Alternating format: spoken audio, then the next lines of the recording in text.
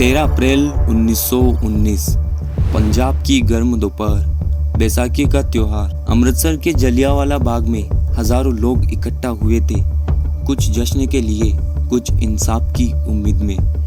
लेकिन वो नहीं जानते थे कि आज वो इतिहास का हिस्सा बनने जा रहे हैं, किसी क्रांति का नहीं, बल्कि एक ऐसे नरसंहार का जहां न तो कोई दुश्मन थे, ना ही कोई जंग, सिर्फ थे निहत्थे लोग और सामने थी एक क्रूर सत्ता की बंदूकें। ये कहानी सिर्फ एक हत्या की नहीं है, ये कहानी है उस खामोश चीख की जिसने आज़ादी के जुनून को और बढ़ा दिया। ये कहानी है जलियांवाला बाग हत्याकांड की। वो हत्याकांड जिसने भारत ही नहीं पूरी दुनिया को हिला कर रख दिया था। Of Jallianwala Bagh in 1919 is a shameful scar on British Indian history. जब जिंदगी मौत के पास जाकर पूछती है कि ये मौत तू इतनी बेरहम कैसे हो सकती है, इन मासूम बच्चों को देखकर क्या तुझे दया नहीं आती? 20वीं सदी की शुरुआत में भारत अंग्रेजी हुकूमत का गुलाम था। अंग्रेजों के अत्याचार देश के हर कोने में महसूस किए जा रहे थे।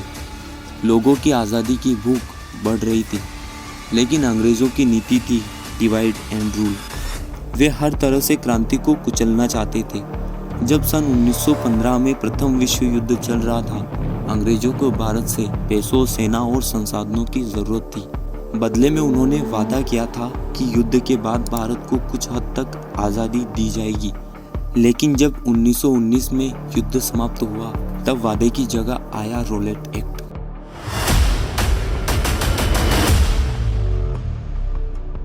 एक ऐसा कानून जिसमें किसी को बिना कारण बताए गिरफ्तार किया जा सकता था और बिना मुकदमा चलाए जेल में डाला जा सकता था। मतलब कोई वकील नहीं, कोई अपील नहीं, कोई दलील नहीं, सीधा जेल। इस एक्ट का पूरे भारत ने विरोध किया।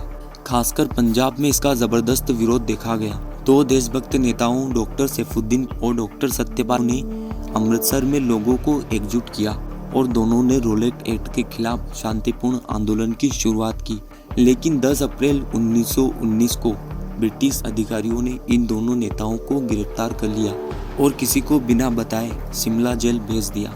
हमें बताया ही नहीं गया कि हमारे नेता कहाँ हैं। लोग सड़कों पर उतर आए और कहने लगे कि हमें जवाब चाहिए, हमारे नेता कहाँ हैं। लोगों ने शांतिपूर्ण प्रदर्शन किए, लेकिन अंग्रेजों ने गोलियां चला दी।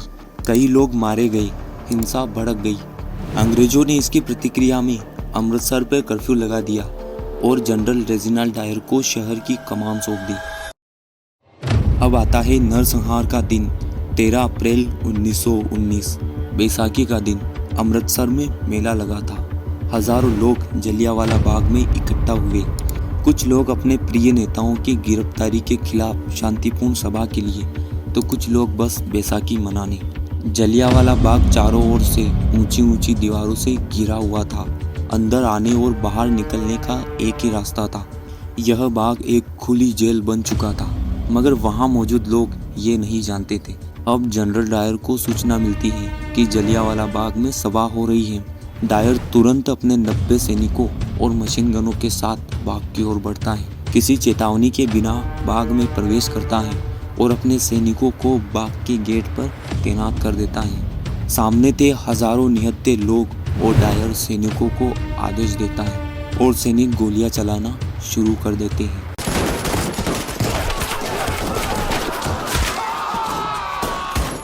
दस मिनट तक फायरिंग चलती है। भागने का कोई रास्ता नहीं। बच्चे, महिलाएं, बूढ़े, सब पर गोलियां चलती हैं। जो बच गए वो कहते हैं, मैंने देखा लोग कुएं में कूद रहे थे, मेरे भाई की छाती छलनी हो गई, मैं बस लाशों के ढेर के नीचे छुप गया था।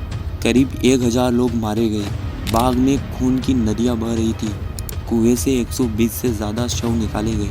अगले दिन बाग में मातम था। हर घर में लाश थी, हर आंख में आंसू और गुस्सा।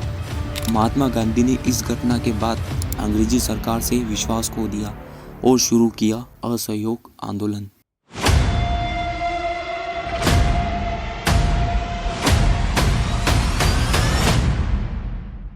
इस आंदोलन में लोगों से ब्रिटिश संस्थानों का बहिष्कार करने, सरकारी सेवाओं में भाग लेने से मना करने और टैक्स का भुगतान न करने को बोला गया। रविंद्रनाथ टैगोर ने ब्रिटिश द्वारा दिया गया नाइटहुड सम्मान लौटा दिया रविंद्रनाथ टैगोर ने कहा, ऐसे शासन के नीचे रहना जो निर्दोषों की हत्या करता है, ये मेरे आत्मसम्मान के खिलाफ है। पूरे देश में इस हत्याकांड की निंदा हुई, लेकिन डायर ने अपने बयान में कहा, मैंने जानबूझकर भीड़ को सबक सिखाने के लिए गोलियां चलाई थी। इस नरसंहार ने एक युवा क्रांतिकारी के दिल में आग लगा दी और वो थे सरदार उधम सिंह। उन्होंने बाग में अपने साथियों को खोया था। उन्होंने कसम खाई कि इसका बदला लेंगे और अब वो समय आता है सन 1934 जब सरदार उधम सिंह लंदन पहुंचते हैं।